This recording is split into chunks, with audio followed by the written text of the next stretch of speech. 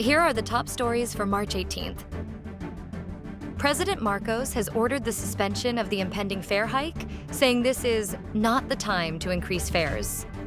In a video message on Wednesday, March 18th, Marcos said he has ordered the Department of Transportation to suspend the fare increase. The president assured transport workers not to worry, as the government will ensure that they will act quickly and increase support to the transport sector. He also ordered the Department of Transportation to begin free rides across the Philippines and implement discounted fares at the MRT and LRT. He further said that the government will constantly think of new ways to ensure that the citizens' lives remain normal, orderly, and safe.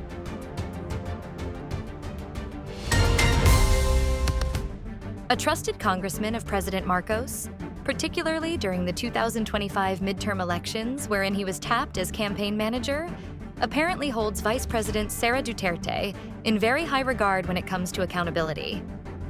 According to Navotas City Lone District Representative Toby Tiangco, Vice President Duterte isn't the type that politicians complicit in the flood control project's corruption scandal could make arrangements with, particularly if she becomes president.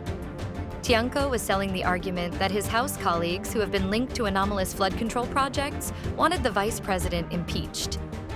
This, as the impeachment proceedings against Duterte are slowly but surely advancing in the Committee on Justice. Tiangco served as campaign manager of the Marcos administration-backed Alyansa para sa Bagong Pilipinas during last year's midterm polls. Meanwhile, the opposition ticket was supported by Marcos critic Duterte.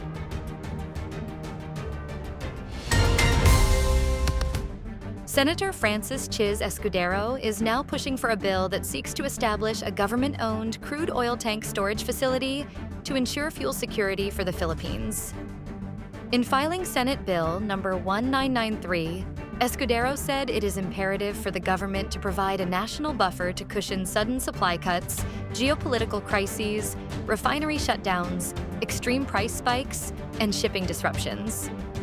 The Bicolano senator underscored the need for a national buffer to cushion sudden supply cuts, geopolitical crises, refinery shutdowns, extreme price spikes, and shipping disruptions. Currently, the Philippines imports about 90 to 95% of its crude oil and refined petroleum needs, making it highly vulnerable to external shocks, the senator lamented. He said the escalating tension in the Middle East underscores the need for the country to establish its own petroleum reserve depot to cushion any impact on the oil prices.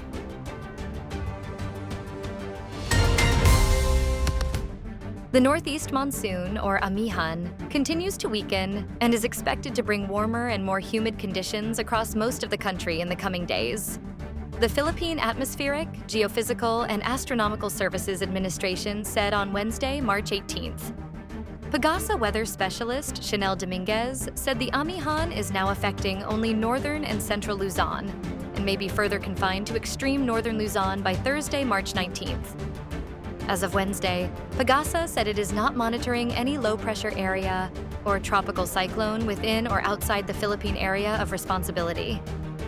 Over the next 24 hours, cloudy skies with light rains due to the Amihan may prevail over Batanes, Cagayan, and Isabela.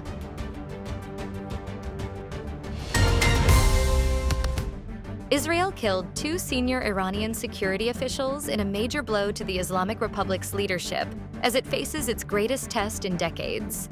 And Iran responded Wednesday with renewed missile and drone attacks on its Gulf Arab neighbors and Israel. Ali Larijani, secretary of Iran's Supreme National Security Council, was considered one of the most powerful figures in the country since Supreme Leader Ayatollah Ali Khamenei was killed in an airstrike on the first day of the war.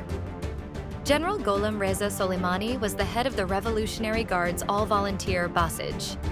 Iran confirmed the killings of both men, who were key to Iran's violent crackdown on protests in January that challenged the theocracy's 47-year rule.